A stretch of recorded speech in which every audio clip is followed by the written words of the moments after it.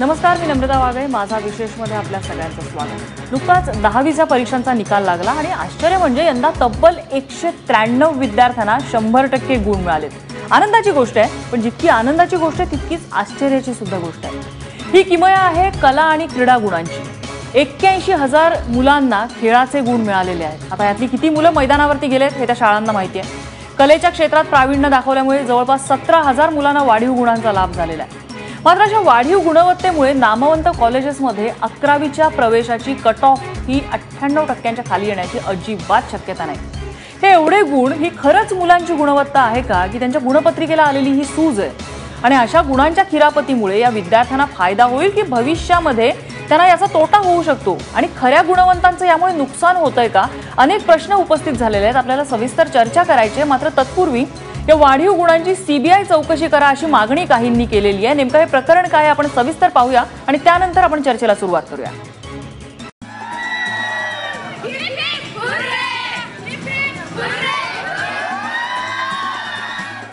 यंदाचा निकाल बघून महाराष्ट्राला आनंदाचं भरतं आलंय. तब्बल 193 मुलांना 100% गुण मिळाले. पण ही गुणांची सूज खेळ आणि कला विषयांवर केलेल्या खैरातीमुळे झाली आहे. कारण थोड्या नव्हे तर 81,000 मुलांनी खेळाचे गुण मिळवले. म्हणजे पालकांनी 10वीच्या वर्षात मुलांना मैदानावर पाठवण्याचा उमदेपणा दाखवल्याचा हा पुरावाच. जिल्हा स्तरावर सहभागी झालेल्यांना 10 गुण, विभागीय स्तरावरील खेळाडूंना 15 आणि राज्यस्तरीय खेळाडूंना 25 गुणांचा लाभ झाला. विद्यार्थ्यांना, खऱ्या विद्यार्थ्यांना, खेळाडूंना मार्क मिळू नयेत अशा पद्धतीने शासन वागतंय का काय असं आम्हाला शंका येते. कारण काय की ज्या स्पर्धांमध्ये आमचे विद्यार्थी खेळलेले आहेत, खेळाडू खेळलेले आहेत, त्या माणसाकडे आम्ही सातत्याने मागणी करून आम्हाला ते मार्क्स दिले नाहीत. उलट आता त्यांनी नवीन एक आडकाठी आणून ठेवली आहे की विभागीयमध्ये भाग घेतलेला किंवा विभागीय तुम्ही स्पर्धा घ्या, त्या विद्यार्थ्यांना आम्ही अशी एक नवीनच कोच निर्माण केली. कशासाठी केलं जातं असं? हे माझं असं स्पष्ट मत आहे की हे डिपार्टमेंट जे आहे ना ते हे सगळं करतं. स्पोर्ट्स डिपार्टमेंट की जे सगळे अधिकारी मी नाव घेईल, कुणालाही मी ह्याच्यात माफी देणार नाही. यावर्षी खेळाबरोबर कला क्षेत्रानंही गुणवाढीला हातभार लावलाय. तब्बल 16,492 विद्यार्थ्यांना त्याचा लाभ झाला. चित्रकलेत 14,892, शास्त्रीय संगीतात 110, वादनात 107, नृत्यात 247, बालनाट्यात 12 अशा मुलांनी आपली कर्तबगारी दाखवली. या वाढीव गुणांमुळे गेल्या 2 वर्षांपासून 11वीची कट ऑफ लिस्ट 98%च्या खाली यायला तयार नाहीये. त्यामुळे प्रवेशासाठी मारामार वाढली आहे.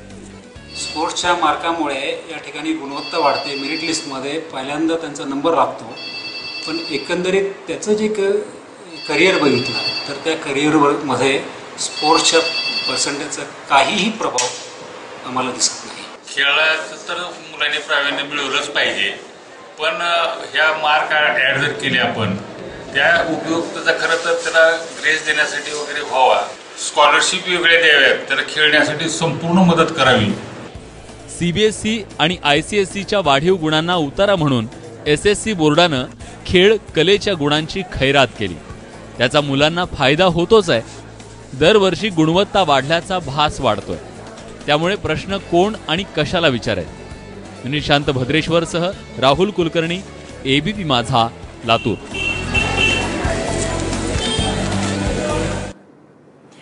त्यामुळे या सगळ्यामुळे चित्र एक असं आहे की क्रीडा आणि कला क्षेत्राकडे हे विद्यार्थी लक्ष देतात. थोडंसं सुखावणारं हे चित्र वाटू शकतं, मात्र हे वास्तव आहे की आभासी चित्र आहे? खरंच याकडे विद्यार्थी पाहतायत का? आणि विद्यार्थ्यांच्या गुणपत्रिकेमध्ये हे एवढे मार्क्स की त्यांची गुणवत्ता आहे की त्यांच्या गुणपत्रिकेला आलेली सूज आहे की त्या कॉम्पिटिशनमध्ये टिकण्यासाठी आणलेला हा नवा काही फार्स आहे? आपल्याला चर्चा करायची आहे. त्यासाठी माझ्यासोबत स्टुडिओमध्ये आहेत भाजपच्या मुंबई शहर उपाध्यक्षा राणी द्विवेदी, त्याचबरोबर साठे महाविद्यालयाच्या प्राचार्य डॉक्टर कविता रेगे या चर्चेत आपली मतं मांडतील. नाशिकहून एक पालक आहेत श्रीमती अंजली पाटील, या चर्चेमध्ये आपली मतं मांडणार आहेत. एक पालकांची भूमिकाही आपण समजून घेणार आहोत. त्याचबरोबर भाऊसाहेब चासकर हे शिक्षक आहेत, तेही आपली मतं मांडतील. मला सुरुवातीलाच जायचं राणी द्विवेदी यांच्याकडे. आरोप असे का होत आहेत की जे डिझर्विंग खेळाडू आहेत ते याच्यापासून दूर राहिलेले आहेत आणि खरोखरच ज्यांना भरभरून मार्क्स दिलेत ते खरोखर त्या आर्ट्स आणि स्पोर्ट्समध्ये नसावेत अशी शंका उपस्थित केली जाते? नाही, या तुमच्या प्रक्रियेवर मी मान्यता देऊ शकत नाही, कारण खेळाडू हा वेगवेगळ्या स्तरावर खेळून मग त्याची गुणवत्तेची चाचणी होते. त्या चाचणीवर तो कुठल्या सर्टिफिकेटमध्ये तो खेळला आहे, तो स्टेट खेळला आहे, डिस्ट्रिक्ट खेळला आहे, डिव्हिजन खेळला आहे, त्या अनुसार त्याला ती मार्क दिली जातात. आता साधारणतः जर एखादा खेळाडू स्टेट लेवलचा कबड्डीचा खेळाडू आहे आणि त्यांनी जर परीक्षा दिली आणि त्या परीक्षेच्या फॉर्मला जेव्हा तो भरतो त्यावेळेस त्याला ऑप्शन येतं की तो खेळाडू आहे किंवा तो कुठल्या स्पर्धेत भाग घेतली आहे, आणि त्यावेळेस तो तिथे लिहितो की मी अमक्या अमक्या खेळाचा राष्ट्रीय खेळाडू आहे किंवा राज्य खेळाडू आहे. आणि त्याच्या आधारावर जेव्हा त्याची गुणपत्रिका येते त्यावेळेस ऑलरेडी त्याचा डाटा जो पूर्ण असतो तो तिथे असतो आणि त्याच्यावर त्याला ते गुण ऍड करून मिळतात. तर ते असेच मिळत नाही की रिझल्ट लागला आणि उद्या जाऊन मी माझी सर्टिफिकेट दिली आणि मला मार्क मिळाली. हा अशातला भाग नाही. आणि त्याची पूर्ण जोपर्यंत प्रिन्सिपल म्हणजे शाळेच्या प्रिन्सिपल पासनं डिस्ट्रिक्ट स्पोर्ट्स ऑफिसर म्हणजे क्रीडा अधिकाऱ्यापर्यंत जोपर्यंत त्याची चाचणी होत नाही त्या सर्टिफिकेटला व्हॅलिडिटी देता येत नाही. आणि असं कुणालाही मार्क दिली अशातला हा विषय असूच शकत नाही. पण म्हणजे मला एक थोडंसं समजून घ्यायचंय की आपण आता हा नवा नियम केलेला आहे, नेमका उद्देश काय त्यामागचा? कारण म्हणजे ज्या वेळेला मी 10वीत होते त्यावेळेला आर्ट्स आणि स्पोर्ट्स हे ग्रेस मार्क म्हणून दिले जायचे, आता हे थेट त्यांच्या गुणपत्रिकेमध्ये मिळवून दिले जातात. नेमकं प्रयोजन काय आहे त्यामागचं? खेळाडू हा साधारणतः जर तो 5वीत कुठला तरी खेळ सुरू करत असेल, जर तुम्ही एक रेशो बघितला तर खेळाडू हा फक्त 8वीत गेला आणि 9वीत गेला आणि लगेच नॅशनल खेळतो अशातला भाग नाहीये. त्याची जी खेळाची सुरुवात होते ती साधारण 5वी 6वी या वर्गापासून होते. तो खेळत खेळत अंडर 14 असा जातो आणि ज्यावेळेस तो 8व्या वर्गातले जे नॅशनल आणि इंटरनॅशनल टुर्नामेंट खेळतो ते 8वी 9वी 10वी या सलग आपण त्याला ऍड करतो आणि त्याच्या परफॉर्मन्सवर आपण त्याला मार्क देतो. आता मध्यंतरी असं आहे की तुम्ही म्हणताय की हो मीही स्वतः एक हॉकीची इंटरनॅशनल खेळाडू आहे. आमच्या वेळेस असं होतं की जो नापास व्हायचा त्याला मार्क मिळायचे, पण खेळाडू हा सातत्याने क्रीडांगणावर असतो, त्याच्या अभ्यासाला पाहिजे तेवढा वेळ त्याला त्या क्षेत्रात खेळताना मिळत नाही.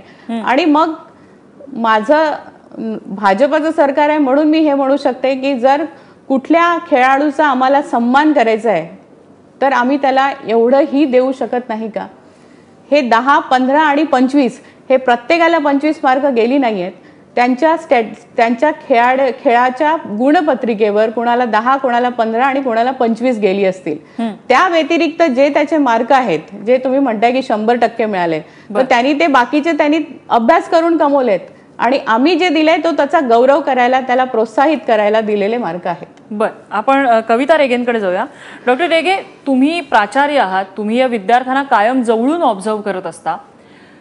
जे विद्यार्थी 97%, 98%, 99% इतके मार्क मिळवत आहेत त्यांना स्पोर्ट्स आणि आर्ट्स या गोष्टींकडे कितपत त्यांचं कॉन्ट्रीब्युशन असतं? म्हणजे या ग्रेस मार्क्स मिळवण्यासाठी जे काही कट ऑफ आहे याचा, हे स्पोर्ट्स आणि आर्ट्सचे, तेवढं त्यांचं कॉन्ट्रीब्युशन असतं का? नाही, खरं म्हटलं तर आपण त्याच्याकडे जेव्हा ग्रेस मार्क म्हणून बघतो ना, तो माझ्या मते चुकीचा विचार आहे. जर मुलगा इंटरनॅशनल प्लेयर होऊ शकतो आणि तरी 92, 93, 94 मार्क, कारण माझ्याकडे स्वतः असे मी विद्यार्थी बघितलेले आहेत जे इंटरनॅशनल लेवलवर टेनिस खेळत आहेत आणि तरीही 92 किंवा 93% मिळवत आहेत. जेव्हा ती खेळत होती मुलं तेव्हा त्यांना ग्रेस मार्क असे मिळाले नाहीत, कारण 93% मिळालेच आहेत, तुला काय गरज आहे. पण मलाही तेव्हाही वाईट वाटलं होतं की अरे हा मुलगा डिझर्विंग आहे, कारण जेव्हा आत्ताच म्हणाल्या तसं तो इतका वेळ देतो खेळाकरता की सुमारे दिवसातले 3 तास तरी जो मुलगा खेळायला देत असेल, कारण त्याशिवाय तेवढ्या सरावाशिवाय तो इंटरनॅशनल लेव्हलवर किंवा इव्हन नॅशनल लेव्हलला पोहोचू शकत नाही. अभ्यासातले म्हणजे 24 तासातले 3 तास जर तो मुलगा खेळायला देत असेल आणि उरलेल्या वेळामध्ये अभ्यास करून जर 95% मिळत असेल तर माझ्या मते तो डिझर्विंग आहे. आणि मग त्याला ते 5% गुण जर त्याला इंटरनॅशनल लेव्हलवर आहे म्हणून मिळत असतील तर मला वाटतं त्याचा तो सन्मान आता म्हणाल्या तसा सन्मानच आहे आणि त्याला ते द्यायला पाहिजेत. कारण खेळ हा शेवटी अत्यंत महत्वाचा विषय आहे. तरुण मुलांनी खेळायला हवं असं आपण जेव्हा सातत्याने म्हणतो, त्यांनी त्यांचे कलागुण किंवा छंद जोपासायला पाहिजेत हे आपण जेव्हा म्हणतो, तेव्हा त्या दृष्टीने त्यांना प्रोत्साहित करणं म्हणजे गुण देऊन हे का आपण त्यांना या आधीपासून प्रोत्साहित करतोच आहोत. म्हणजे स्पोर्ट्सचा कोटा आहे, त्यांना स्पोर्ट्सचे त्यांच्या ग्रेड्स असायच्या, स्पोर्ट्सचा वेगळा कोटा आहे. म्हणजे अगदी एखाद्या कॉलेजचा कट ऑफ लिस्ट जर 93ची 94ची असेल आणि त्याच्यामध्ये स्पोर्ट्स कोट्यासाठी जर एखादा मुलगा डिझर्विंग असेल, 65% वाले मुलाला सुद्धा तिथे ऍडमिशन मिळालेलं आहे. मग असे मार्क्स वेगळे देऊन त्यांना 100%चा बोज्जा शिवून देण्याचं म्हणजे पण 100%चा बोज्जा मला वाटतं सगळ्या स्पोर्ट्समनला नाही मिळालाय. काही मुलांनी स्वतःहून मार्क मिळवलेले आहेत. मुळामध्ये एक हे लक्षात घ्या, हे मार्क अकॅडमिक्स मध्ये जास्त मिळालेले आहेत त्याचं मला स्वतःला आश्चर्य वाटतंय. कारण मला असं वाटतं की एखादा भाषा हा विषय निबंधामध्ये आपल्याला 10 पैकी 10 मार्क कसे मिळू शकतात, किंवा डिस्क्रिप्टिव्ह विषयामध्ये परफेक्टली उत्तर गणितासारखं कसं बरोबर येतं, हा माझा प्रश्न आहे. आणि त्यामुळे होत आहे काय माहितीये, पालकांना आणि मुलांना असं वाटायला लागलं की अरे आपलं 100% म्हणजे झालं. आणि ही मुलं जेव्हा आमच्याकडे 11वी 12वीला येतात तेव्हा त्यांचा इतका भ्रमनिरास होतो, कारण 11वी मध्ये त्यांना जेमतेम पास होता येतं. अशा सुद्धा मुलांच्या केसेस आहेत. ह्यावेळी काय होतं ते की त्या 10वीच्या मार्कांनी त्यांना जी एक भ्रम असा निर्माण केला जातो की तुम्ही एक्सलंट आहात, आणि ते खरं म्हणजे नसतं. कारण रिलेटिव्हली 10वी आणि 11वी ह्याच्यामध्ये पुष्कळ गॅप असते त्यांच्या परफॉर्मन्समध्ये, आणि हे एक भ्रम निर्माण झाल्यामुळे पालकांनाही असं वाटायला लागतं की आपल्या मुलाला काहीच कमी नाहीये, त्यामुळे मेहनत ही मुलं सोडूनच देतात. हा एक त्यातला फ्लिप म्हणजे किंवा निगेटिव्ह भाग होत चालला आहे. त्यामुळे माझ्या मते कुठेही तारतम्याने मार्क मिळावेत असं मला वाटतं. स्पोर्ट्स करता मात्र किंवा कलागुणांकरता, कारण कुठल्या डान्स म्हणजे भरतनाट्यम काहीही मुलगी जर गायक कोणी बनत असेल त्याला किती वेळ रियाज करायला लागतो, आणि त्यावेळी तो त्याची गणितं नाही सोडवू शकत. म्हणजे हे आपण नक्की लक्षात घ्यायला पाहिजे. म्हणून मला असं वाटतं ह्या मार्कांबद्दल मला आक्षेप मुळीच नाहीये, फक्त मला एकूणच जी मार्कांची लेवल वाढली आहे त्याच्याबद्दल खरा आक्षेप आहे. आपण चासकर सरांकडे नाशिकला जाऊया. चासकर सर, तुमचा वैयक्तिक अनुभव काय सांगतो? हे खिरापती सारखे जे गुण वाटले जातात विद्यार्थ्यांच्या फायद्याचे आहेत की विद्यार्थ्यांचा तोटा होऊ शकतो त्याने?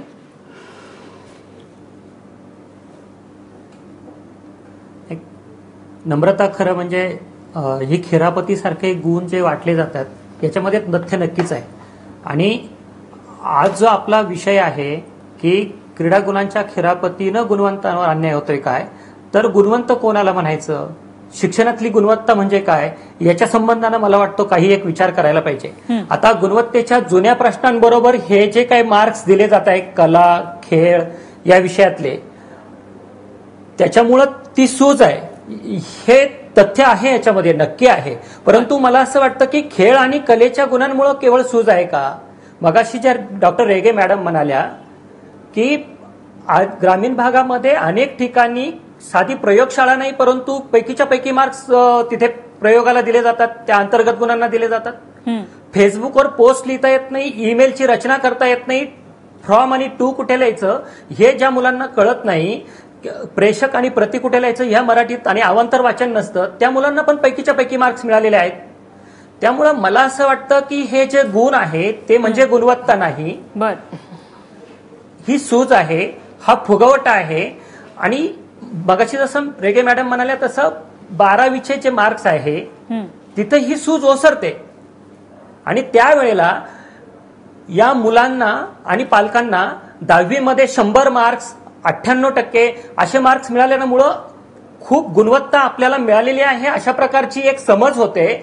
आणि अशा प्रकारचा एक गैरसमजामध्ये ही मुलं जेव्हा 12वीला आपटी खातात, मार खातात, तेव्हा मात्र पालकांचा अपेक्षाभंग होतो आणि मुलांना निराशा येते. खरं. त्यामुळे मला असं वाटतं की याचा साकल्याने विचार व्हायला पाहिजे. आणि आजच्या चर्चेचा विषय सुद्धा मला असं वाटतं की हा थोडा नकारात्मक आहे. म्हणजे एखादा खेळाडू असं पण म्हणू शकतो, एखादी खेळाडू अशी पण म्हणू शकते की खेळाडूंना आमच्या विषयाला 25 पैकी 25 मार्क्स किंवा याला 100 मार्क्स असायला पाहिजे, ते 100 मार्क्स ठेवले नाही म्हणून खेळाडूंवर अन्याय होतोय, असं पण होऊ शकतं. नाही, आमचा म्हणायचा उद्देश नक्कीच असा नाहीये. म्हणायचा उद्देश असा आहे म्हणजे केवळ अकॅडमिक्स कला आणि क्रीडाचे मार्क हे खरोखरच डिझर्विंगला मिळतायत का? मी पुरं करतो. खरोखरच डिझर्विंगला मिळत आहे का याच्या संबंधाने चर्चा होऊ शकते, वाद होऊ शकतो. म्हणजे एका बाजूला मला कळत नाही की शिक्षण हक्क कायदा आला आणि त्यानं पूर्णवेळ खेळाचे आणि क्रीडेचे शिक्षक काढून घेतले आणि दुसऱ्या बाजूला आपण खेळ आणि कलेला 25 मार्क्स देतो आहोत. हा पण विरोधाभास आहे. म्हणजे धोरणात्मक पातळीवर ज्यावेळेला आपण या गोष्टींचा विचार करत असू त्यावेळेला खेळ आणि कलेला मार्क्स देताना निश्चितपणानं याच्या संबंधानं काही गोष्टी करायला पाहिजे. मग खेळाच्या ऍक्टिव्हिटीज ज्या आहे त्या मुलं प्रत्यक्ष करतात का मैदानावर, मग त्यांचं रेकॉर्डिंग करता येईल, त्याचे व्हिडिओ तयार करता येतील, त्यांचे फोटो काढता येतील, त्याच्या संबंधानं ऑथेंटिसिटी जी आहे ती चेक करता येईल. परंतु याचा अर्थ या मुलांना हे मार्क्स देऊच नये असा नसावा. कारण खेळ ही एक साधन आहे, कला ही एक साधन आहे, असं याच्याकडे बघायला पाहिजे असं मला वाटतं. नाही, नक्कीच ही एक साधना आहे आणि जो डिझर्विंग आहे त्याला हे मार्क्स मिळालेच पाहिजेत. मात्र जर खिरापती सारखे हे मार्क्स वाटले जात असतील तर नक्कीच कुठेतरी विद्यार्थ्याला सुद्धा विचार करण्याची गोष्ट आहे. अंजली पाटील आहेत आपल्यासोबत. अंजली पाटील, मुलांचे हे एक वाढलेले जे मार्क्स आहेत 97%, 98%, मला वाटतं तुमच्या काळामध्ये सुद्धा एवढे मार्क्स कधी कोणाला मिळालेले नसतील. तुम्हाला पालकांचे हे मार्क्स बघून बरं वाटतं की भीती वाटते पुढे काय होणार या गोष्टीची? बरोबर आहे. नमस्ते, माझी मुलगी पेठे नाशिक एज्युकेशन स्टुडंट सोसायटीच्या याला पेठे हायस्कूलला आहे. तिला 91.60% मार्क्स मिळाले आहेत. पण कम्पॅरेटिव्हली तिचं ज्यावेळेस मी बघितले त्यावेळेस तिचे टक्के आणि माझ्या टक्के याच्यात पुष्कळ फरक होता. पण तिला ज्या पॅशन्स खेळण्याच्या ज्या पॅशन्स आहेत, ड्रॉइंग वगैरे याच्या ज्या पॅशन्स आहेत त्या पॅशन्स कळणं, त्या डेव्हलप होणं आणि तिने त्या गोष्टी करणं, ह्या गोष्टी 10वीच्या काळातच होतात. आणि त्या माझ्या काळात ज्या झाल्या त्या तिच्या काळात झालाय की नाही हे तिच्या ग्रुप मध्ये तिला ज्या त्यावेळेस ती 11वी 12वी जाईल त्यावेळेस तिला ते कळायला. तिला अचानक ह्या गोष्टी आता लगेच, म्हणजे ती जरी 5वी 6वी 7वी खेळत असली की शाळेत शिकत असली तरी तिची जी बुद्धिमत्ता आहे ती ही 10वीच्या परीक्षेच्या याच्यावर ठरणार नाहीये. ती आयुष्यात ज्यावेळेस पुढे बाकीचे यश मिळवेल त्यावेळेसच ती गोष्ट बुद्धिमत्ता कळणार आहे. आणि हा जो गोष्ट आहे मार्क वगैरे ह्या सगळ्या गोष्टी, ह्या गोष्टी विद्यार्थ्यांना खरं म्हणजे आपणच गोंधळात टाकण्यासारखी परिस्थिती निर्माण करतो असं मला वाटतं.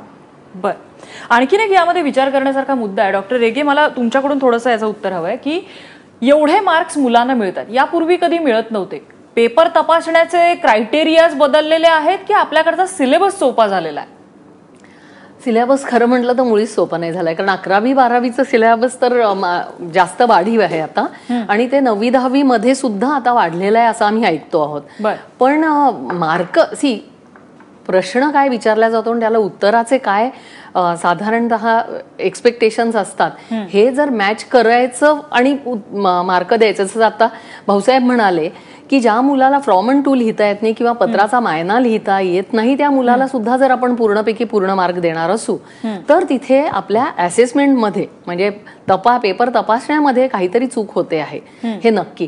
कारण मुलांना किती येतं आहे हे ह्याचं सातत्यानं मूल्यमापन करणं ही खरं म्हटलं तर शाळेची एक जबाबदारी असते आणि त्यानंतरच त्याला किती गुण मिळणार हे खरं त्यालाही अंदाज येतो.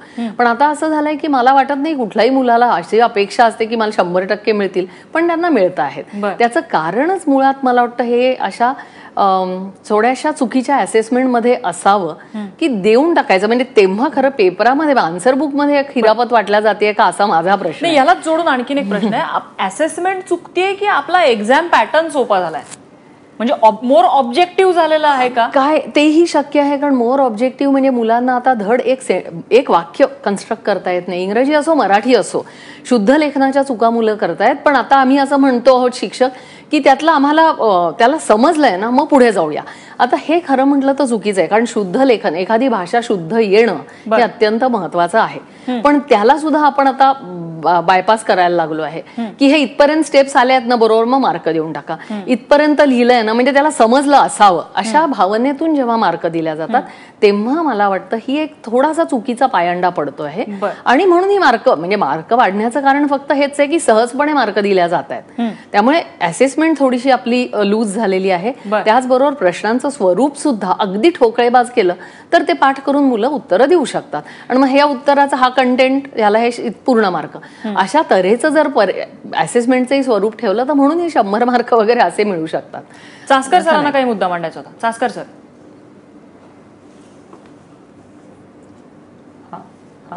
मला तोच मुद्दा पुढे न्यायचा आहे की आजची जी परीक्षा पद्धती आहे ती बऱ्यापैकी 10वीची स्मरणावर आधारित आहे. आणि मग स्मरणावर आधारित असल्यानंतर ज्या मुलांना पाठांतर शक्य आहे, ज्या मुलांना पाठांतराचं घरामध्ये लहानपणापासूनच वातावरण आहे, अशी मुलं पाठ करतात आणि परीक्षेला काय हवं हे त्यांना डिलिव्हर करता येतं. अशी मुलं उत्तम परीक्षापटू असतात. त्यामुळं गुण आणि गुणवत्तेचा संबंध जो आपण जोडतो तो खरा असतोच असं नाही. ही एक गोष्ट. दुसरी गोष्ट त्याच्यामध्ये मला अजून सांगायला आवडेल की अल्जेब्रा आणि जॉमेट्री 10वीला जवळजवळ अल्जेब्राला हायर ऑर्डर थिंकिंगचे जे असे स्किल तपासणारे जे प्रश्न आहेत ते जॉमेट्रीमध्ये 55 आणि अल्जेब्रामध्ये 35 क्वेश्चन्स आहेत. याच्यापैकी म्हणजे हे जे हॉट क्वेश्चन्स जे आहे ते पैकीच्या पैकी मार्क्स मिळालेल्या किती मुलांना हे सगळे प्रश्न सोडवता येतात.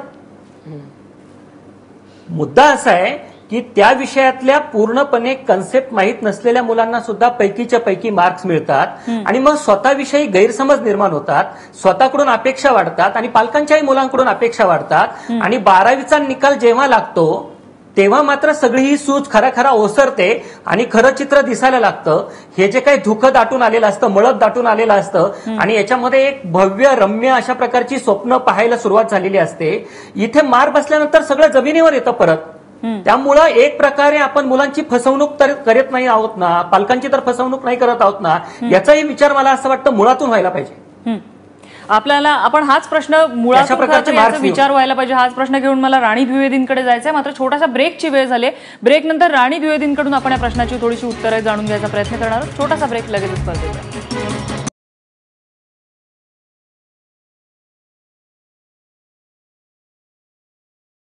ब्रेक नंतर आपल्या सगळ्यांचं पुन्हा एकदा स्वागत. ब्रेकपूर्वी चासकर सरांनी मूल्यमापनाचा मुद्दा काढला होता. डॉक्टर रेगेंनी सुद्धा तोच मुद्दा सांगितलेला होता की मूल्यमापन पद्धती, विशेषतः आपण आता बाकीची मूल्यमापन पद्धती त्याच्याबद्दल विचार करूच, मात्र क्रीडा आणि कला या बाबतीत जे मार्क्स दिले जात आहेत, आता जे मार्क्स समोर आलेले आहेत ज्यामुळे 100%चा बोजा या मुलांना 193 मुलांना गाठता आलेला आहे, याची असेसमेंट कशी होते? स्पोर्ट्ससाठी ते सर्टिफिकेट देऊ शकतात, आर्ट्सची असेसमेंट कशी होते?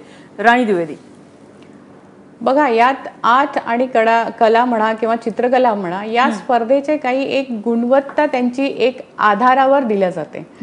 त्यांनी बालनाट्य केले असावीत, ते त्याचं 8वी ते 10वीच्या वर्षामध्ये त्यांनी किती बालनाट्य केली किंवा किती त्यांनी प्रयोग केले. जर त्यांनी 50 प्रयोग केले असतील तर त्याला 25 मार्क.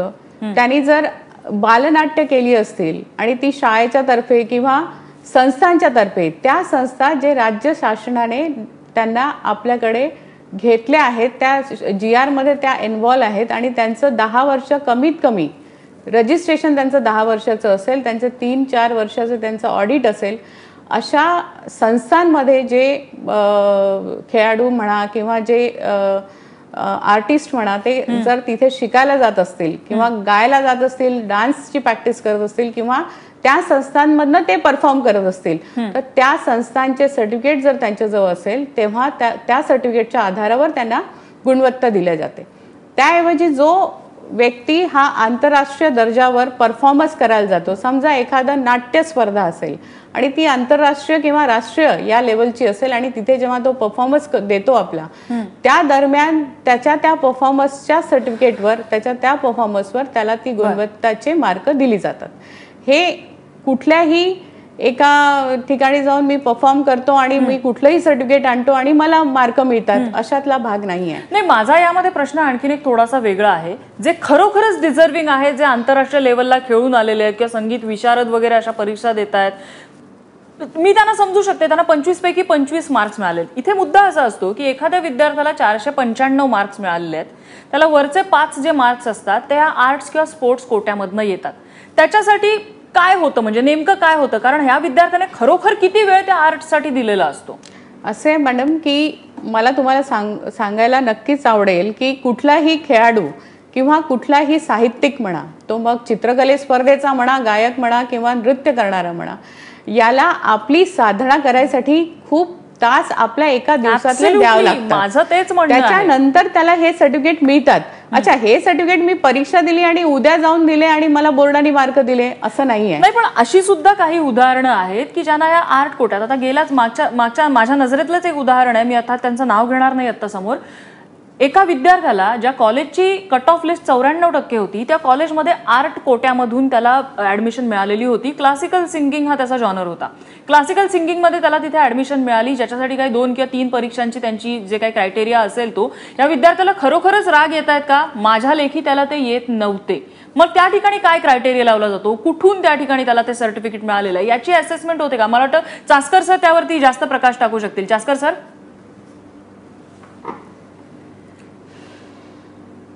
हा, अगदी चर्चा आपण योग्य वळणावर आणून ठेवलेली आहे.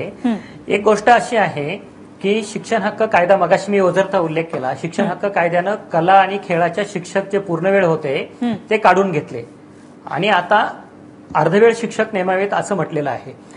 आता काही दिवसांपूर्वी महाराष्ट्र राज्याच्या शिक्षण विभागानं जे वेळापत्रक रिलीज केलेलं आहे त्याच्यामध्ये खेळ आणि कलेचे जे तास आहेत ते निम्म्यावर आणून ठेवलेले, आठवड्याला 2 8वीपर्यंत असं करून ठेवलेलं आहे. मला हे खरंच एक विरोधाभास कसा आहे बघा, की एका बाजूला आपण 10वीमध्ये खेळ आणि कलेला मार्क्स ठेवतो आहोत आणि दुसऱ्या बाजूला आपण त्या विषयाचे शिक्षक काढून घेतो आहोत, तासिका कमी करत आहोत.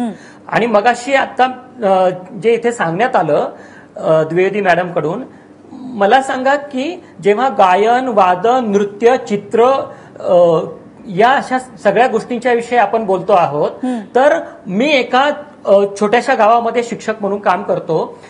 ग्रामीण भागामध्ये, दुर्गम भागामध्ये असे किती विद्यार्थी आहे, किती शाळा आहेत की ज्या ठिकाणी अशा प्रकारे मुलांना संधी आहे या विषयांमध्ये आपल्याला सिद्ध करण्याची आणि गुण मिळवण्याची. शहरी मध्यमवर्गीय नजरेतून सगळ्या प्रश्नांकडे बघून मला असं वाटतं की ग्रामीण, आदिवासी, वंचित, बहुजन समाजातल्या मुलांना आपण अन्यायाने करत आहोत ना, याच्या संबंधानं मला एक मुद्दा इथे समोर आपल्यासमोर ठेवावा वाटतो, चर्चेत आणावा असं वाटतो. कारण एक गोष्ट अशी दिसते आहे की अकॅडमिक्ससाठी सुद्धा 10वीला किंवा पहिल्या वर्गापासून कोचिंग क्लासेस उपलब्ध असतात शहरांमध्ये. ग्रामीण भागामध्ये तशी संधीच नाहीये. मी आपल्याला एक उदाहरण सांगतो, तुम्ही मगाशी जो प्रश्न विचारला त्या विषयाकडे येतो. उदाहरणार्थ इंटरमिजिएट परीक्षेसाठी एक अभ्यासक्रम आहे, त्याच्यासाठी कोचिंग करावं लागतं. जसं शिष्यवृत्ती स्कॉलरशिप परीक्षा जी असते, आता ती 5व्या आणि 8व्या वर्गात गेली, किंवा वेगवेगळ्या प्रकारच्या 9वी मध्ये परीक्षा असतात. तर ते जे अभ्यासक्रम आहेत ते शिकवायला उत्तम दर्जाचे शिक्षक पाहिजेत ना. आउटसोर्सिंग कुठून करणार ग्रामीण भागातली मुलं? तेव्हा खेळ आणि कलेचे किंवा हे सगळे मार्क्स देत असताना निश्चितपणानं त्या प्रकारच्या क्षमता, ती गुणवत्ता मुलांमध्ये असेल तर ते मार्क्स मिळालेच पाहिजेत. परंतु सर्व मुलांना ते मार्क्स मिळवता येतील अशा प्रकारचं एक इन्फ्रास्ट्रक्चर, अशा प्रकारचं वातावरण आपण खेळामध्ये, कलेमध्ये, एकूण शिक्षणामध्ये निर्माण केलं पाहिजे. कविता रेगे, खरोखरच विचार करण्यासारखा हा मुद्दा आहे. कारण या ठिकाणी थेट तुलना अशी होते ना की ग्रामीण भाग जिथे फार काही रिसोर्सेस नाहीयेत आणि शहरी भाग जिथे सगळे रिसोर्सेस अवेलेबल आहेत शाळेच्या बाहेर सुद्धा.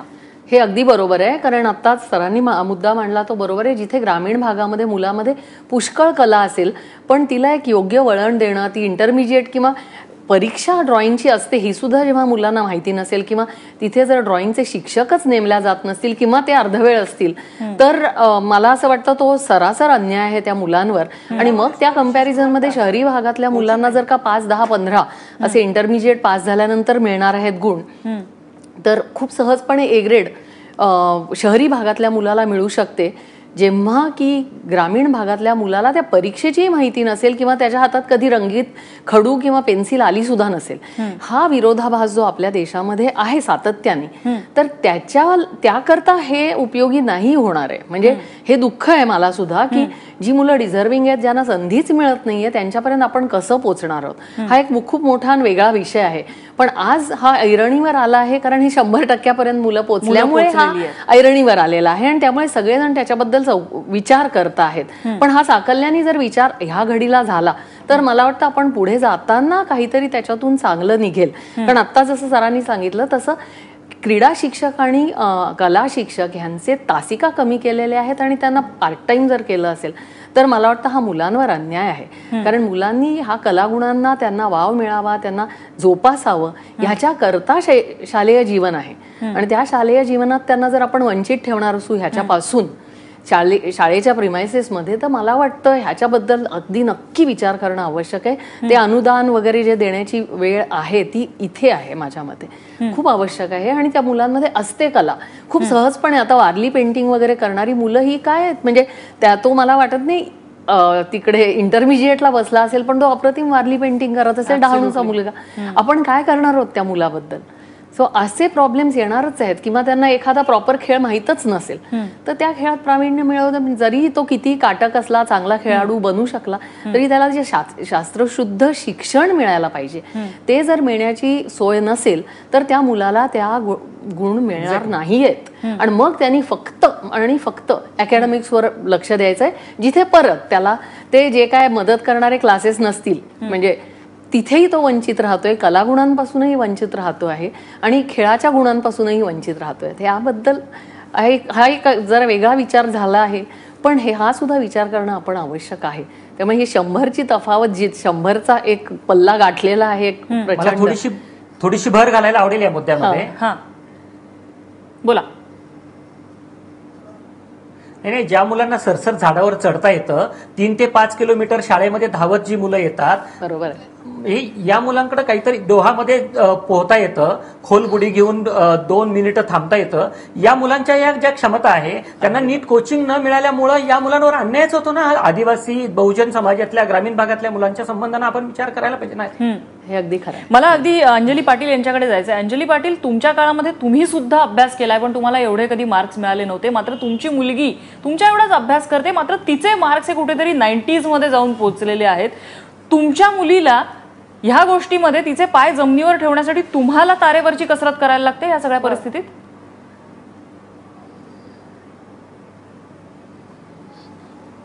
करावी लागत नाही, कारण मुळात ती जे अभ्यास करते ती त्या लेव्हलला करते. किंवा जर आपण पालकांनी त्याकडे लक्ष दिलं अधिक, वाढीव फुगवटा हा सगळ्या गोष्टी आपण बाजूला ठेवून मुलांना जर खऱ्या अर्थाने जीवनाकडे बघण्याची जर आपण संधी दिली तर नाही, ह्या गोष्टींची काही अडचण येत नाही. बरं. उलट मला असं वाटतं की त्यांचे ते अभ्यास करून एवढं अपडेट करण्याचं काम ते करतात. आपण तेवढं अपडेट केलं नाही. त्या काळात आपण खेळाकडे अधिक लक्ष ठेवलं किंवा आपले स्वतःचे एम्स 10वी पर्यंत एवढे परफेक्ट नव्हते जे आजच्या मुलांचे आहेत. आजच्या मुलांचे जीवनाची ध्येय ती निश्चित 10वीच्या याच्यात वेगळ्या याला ठेवतात ते, आणि त्या दृष्टीने ते प्रयत्नही करतात.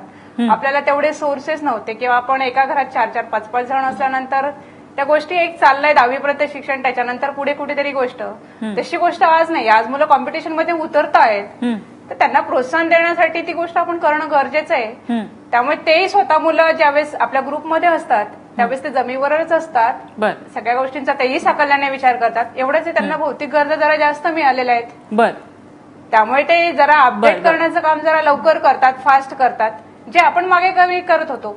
रेगे मॅडम, अगदी शेवटची कमेंट, 30 सेकंदच आहेत तुमच्याकडे, पण या सगळ्यामध्ये जसं सांगितलं आता अंजली पाटलांनी की कॉम्पिटिशन मध्ये मुलं उतरत आहेत, ही मुलं कॉम्पिटिशन मध्ये टिकतील या गुणांचा फुगवटा घेऊन? मला वाटतं अंजलीताई फार सुजाण पालक आहेत. सगळे पालक असे आम्हाला दिसत नाहीत. पालकांना मी म्हटलं मगाशी तसं त्यांना असं वाटतं आपला मुलगा अत्यंत हुशार झालेला आहे, त्यांनी काही करण्याची गरज नाही. आणि ह्या भावनेनी जेव्हा ते पुढे जातात तेव्हा 11वी आणि 12वी आणि पुढच्या परीक्षांकरता ते कमी पडतात. कारण तेवढी मेहनत पुरत नाही. ती 10वीला केलेली मेहनत ती 11वीला कितीतरी पट जास्त करायची गरज आहे. म्हणजे हा मार्कांचा फुगा कुठेतरी फुगतो आणि हे मुलं जमिनीवरती येतात.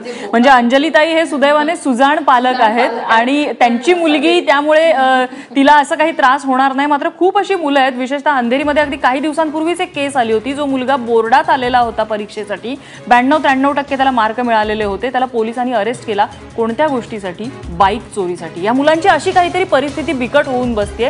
त्यामुळे वेळीच कुठेतरी ही असेसमेंट, एकूण जी प्रक्रिया आहे खिरापतीसारखे जे गुण वाटण्याची, त्यावरती कुठेतरी पुनर्विचार होणं गरजेचं आहे.